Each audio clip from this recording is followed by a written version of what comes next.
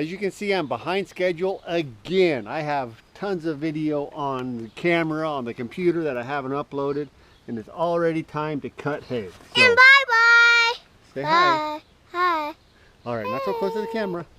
And Savannah's helping. Okay, so I got to cut some hay today, and I got to get my drum mower ready. Yeah. And hi, my name is Savannah.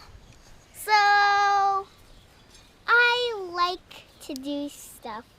And my brother is right here. Say hello. Hello. my mom and my brother are working. So bye. Bye. Bye. So I'm behind schedule, like always. It's time to cut hay. I'm not ready.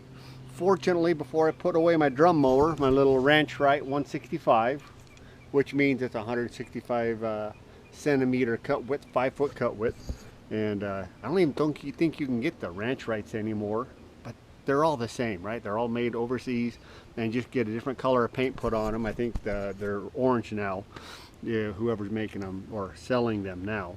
But it's in decent shape. Those cutters are a little bit worn, so I've reversed these already. They used to face the other way and they wore down. I'll probably, after this cutting, have to replace those knives. These over here are in much better shape. But yeah, so after this cutting of hay, I'll probably have to replace those knives. It's not a big deal, they're only a few dollars. I greased this up before I put it away last fall. So realistically, this cutter or this drum mower is pretty much ready to go, with one small exception. I haven't used it with my 2504 very much. So I want to verify that my PTO shaft is not going to bind at all when I'm raising and lowering this thing. I want to be able to raise this thing when I get to the heads of the field. So I'm going to put this thing in the field position and check and see how that PTO shaft looks. Let's take a look. We have nearly full engagement, but we're bottoming out good couple inches. So what we're going to do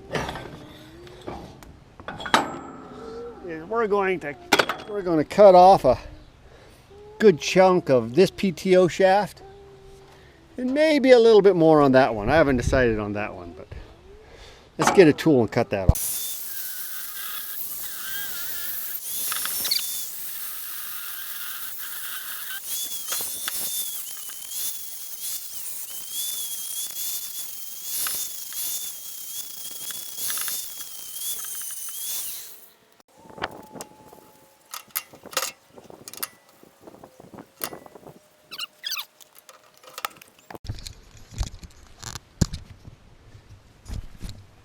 Alright, so at the neutral position we have plenty of travel.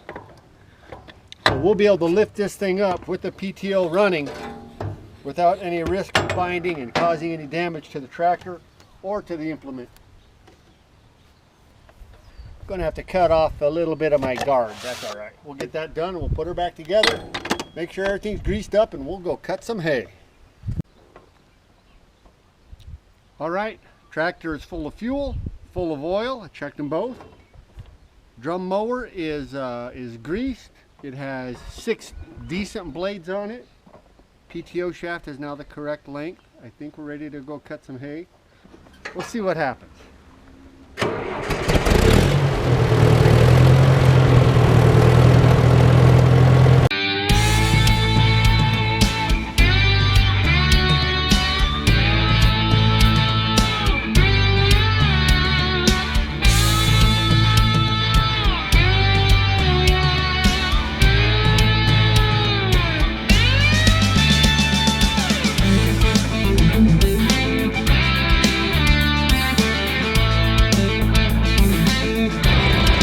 Take a look at the field, see how the field is doing.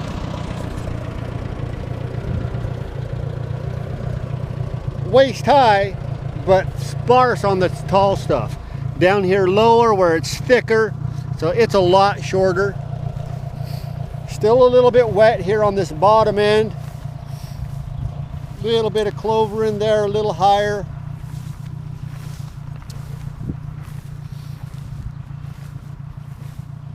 if you take a step back and breathe it all in, it looks fantastic. You get closer, it's okay. I'm going to call this an okay cutting. I'm pretty sure this will make good hay. There's nice clover in here. There's some alfalfa in spots, and the grass is still good and green and tender. Some of it started to go to seed, the tall stuff, but that's not the bulk of the field. So let's hook this thing up and cut some hay.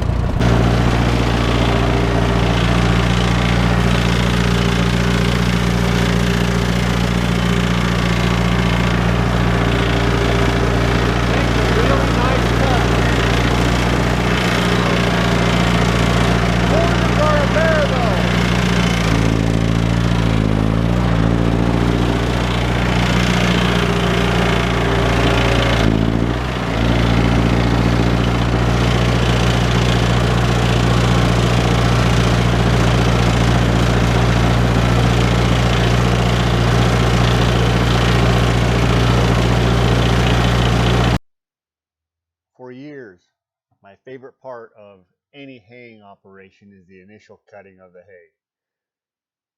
I believe it goes all the way back to when I was a young teenager working on a small cattle and hay ranch operation in eastern Oregon. My primary job was to move irrigation pipe.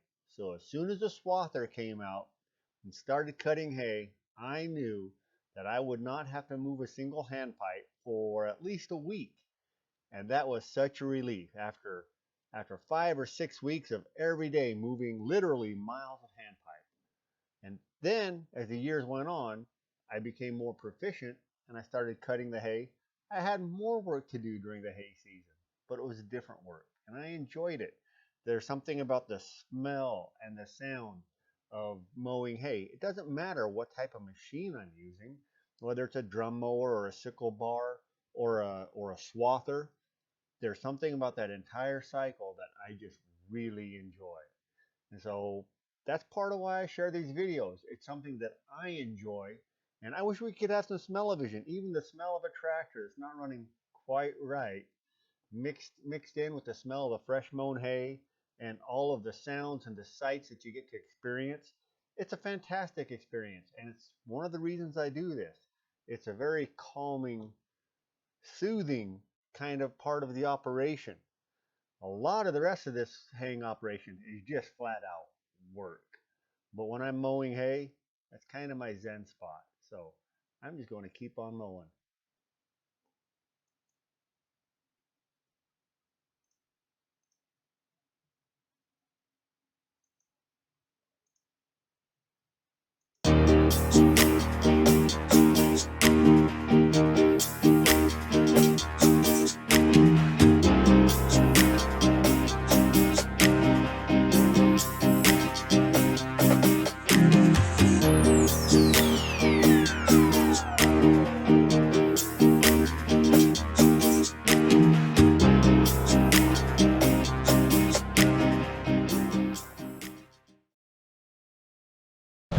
All right, let's take a look at what we have. This is some of the nicest parts of the field here.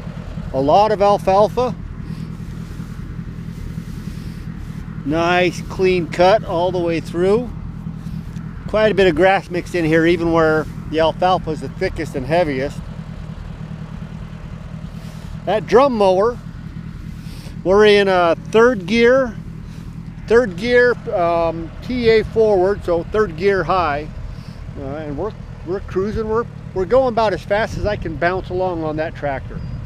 You can see here I got tired of going across the headlands, and so I cut out a little section to cut, and I'll do that.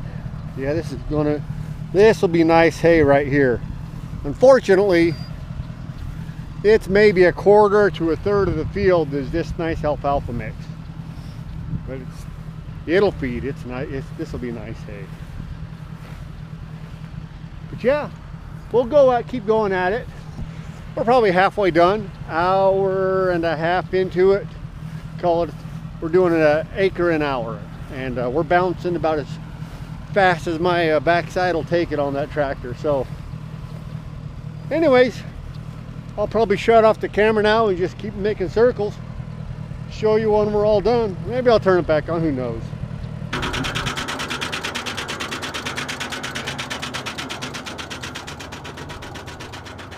One of my many, albeit brief, walks of shame in life. I'm out of petrol. I gotta go get some gasoline for this tractor, so we'll walk back to the house, grab a couple of 5-gallon cans and top her up. All right, 10 gallons of non-ethanol fuel. We'll go ahead and throw in a bottle of Berryman's B12 while we're at it. Well, for crying in the mud. Maybe if I can get the bottle open. There we go.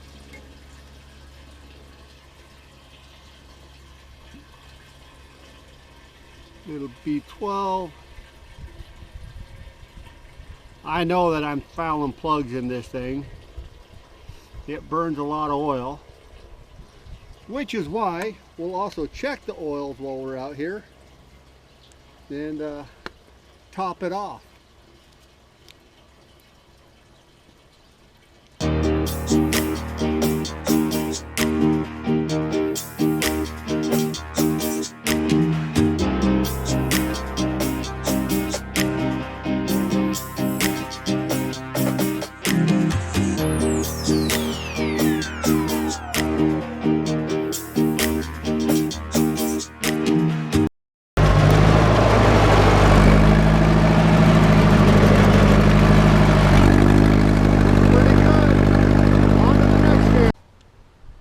First cutting on the ground. This field here, it's a lot lighter than my other field. You'd probably be ready to bale. I could probably bale it early tomorrow. I mean, baling it early, late tomorrow. I could probably bale it tomorrow evening, but I won't have time. I got other plans. So Wednesday, I'll rake this thing up and maybe I'll bale it Wednesday night. Probably Thursday. It'll just have to wait. So, but yeah, hay's on the ground. Now it's just hoping for good weather and we'll be able to get it in the barn. Speaking of which, I'm going back to the barn. I'm going to put on some comfortable clothes and go spend the rest of the day with my family and enjoying the holiday weekend. So guys, thanks for watching. I'm having a lot of fun doing this. I hope you guys enjoy some of this stuff too, and maybe you get something from it. I know I do. I'll talk to you guys later.